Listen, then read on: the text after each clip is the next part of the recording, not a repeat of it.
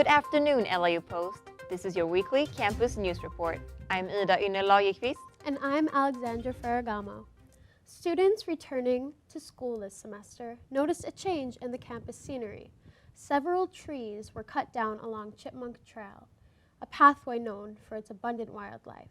Asia Turner has more. Have you walked around the LIU Post campus this spring and noticed the change? Well, many students are talking about the work that's been done to remove trees and brush around campus, especially on Chipmunk Trail next to Hillwood Commons. Workers from A&A Maintenance, a private company hired by LIU, began clearing land in December and are still continuing today through mid-February. Roy Fergus, director of facilities, says that all the trees that were cut down were dead or had branches that were dead. He also stated that they had to be removed because it's a safety hazard, and they needed to be cut down before they injured anyone. Now, as you can see over my shoulder, the amount of trees that have been taken down is staggering. All that's left is brush and mulch. And the responses that we've been getting from students is that they do not like it. Honestly, think it's a dumb move on Post's part. It looks like the majority of the trees are gone. I don't like it. I haven't noticed as many chipmunks around. The trees on Chipmunk Trail was a big part of the school's identity. That's kind of the reason I came here, for the greenery, and now that they're cutting it down, it's like, now what? It's called Chipmunk Trail. We gotta have chipmunks on Chipmunk Trail. Yeah, I think it's weird. I don't think they should have cut down trees. I don't know. Australia's like burning right now. We're cutting down trees. Kind of crazy. Drone footage from 2016 shows how full the campus looked, while the drone footage from 2020 shows a different story. Hopefully, we see positive results in the future. Reporting from Long Island University, I'm Asia Turner. Move over Taco Tuesdays and get ready for Meatless Mondays. Post Hall has started a new program to encourage students to remove meat from their diets every Monday. Sabina Muarmovic, senior nursing major, started the program because she's a vegan and learned in her health class how meat is often produced unethically in the United States. She said, usually our dorm has programs that have to do with food, like pizza for the entire resident hall. I don't even eat pizza, so I wanted to make a program that's a reflection of me too. So far, the response to the program from students has been positive.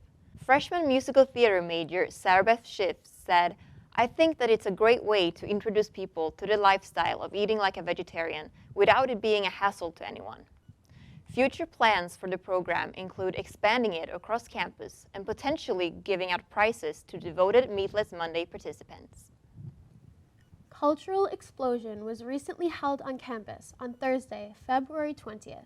The annual event is hosted by the Promise Office to celebrate different cultures around the world. The event featured food, games, and traditions from different cultures around the world. New to the event this year was Taste of Promise, where everyone in the Promise Office brought in dishes from their own specific culture. Students enjoyed the event and the celebration of diversity that came with it. Sophomore acting major Carrie Lenza says, coming from Chicago, where a lot of these cultures and food are more heavily represented, it was very refreshing to experience that again. I feel like here at Post, there tends to be only the center world view, so it's really important that we show people that there is life outside of Long Island. The condition of the campus has been a constant concern among students. So much so that an Instagram account called Everything Broken at Post was created to bring attention to the many concerns students have. Samantha Uebel has more. It's winter here on the campus of LIU Post as students hide in campus buildings to get out of the cold. But a number of students' concerns are growing for the conditions in the buildings they spend so much time in. The dorm rooms, horrible. I live in them. I found a cockroach in my room the other day, just jumping around. There's an Instagram page called Everything Broken at Post, and they just update it with like new broken things that happen every week. Dirty filters, broken ceiling tiles, cracks in the floor, bugs in dorm buildings, and mold are just a few of the worries that students have. We asked students how long a maintenance report would take to be fixed, and they said about 6 months. For some students, that's too long. Then they keep everything in state of disrepair. Not well enough.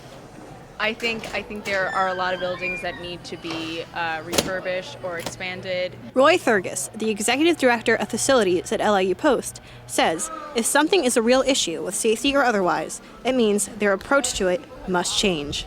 Reporting from Brooklyn, New York, I'm Sam Uebel, Pioneer News. And now to Andrew Scarpaci with sports this week. Welcome to the LIU Sharks Report. This week in sports news, women's ice hockey won the New England Women's Hockey Alliance in their first season of program history. The number 4-seeded LIU Sharks defeated the number 5-seeded Purple Knights of St. Michael's College on Wednesday, February 19th by a score of 7-0. The Sharks played the number 1-seeded Sacred Heart Pioneers in the NEWHA semifinals on Saturday, February 22nd in Manchester, New Hampshire, where the Sharks upset the Pioneers for a 3-0 win to secure a spot in the championship game against the number 3-seeded Hawks of St. Anselm College the very next day. The Sharks won in a tight 1-0 game, with Paula Bertram scoring the game's only goal. Goaltender Kenzie Harmison won tournament MVP with 3 shutouts in all 3 games, totaling 85 saves. This was the first Sharks team to win a Division I title in LIU athletics history. The softball team has had a slow start to the season with only a 5-8 record 3 weeks into the season.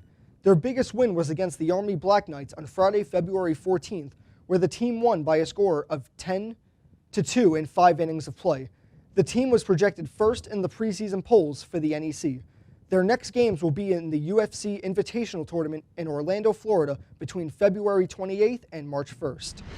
Men's lacrosse was defeated by the Red Storm of St. John's University by a score of 17-15 on Saturday, February 22nd. The Red Storm ran away with it early, scoring 5 straight goals to take a 9-4 lead with 7 minutes remaining in the first half. The Sharks went on a 5-goal scoring streak of their own, but it was not enough to come back from a 16-9 deficit at the end of the third quarter.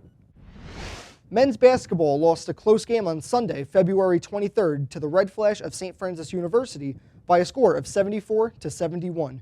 The Sharks fell to an even 8-8 record in the NEC, but clinched a spot in the NEC tournament, currently holding the number 4 seed. The Sharks wrap up conference play on Saturday, February 29th against the Pioneers of Sacred Heart University in Fairfield, Connecticut. That's this week's Sharks Report. I'm Andrew Scarpaci. Now back to Alexandra and Ynner.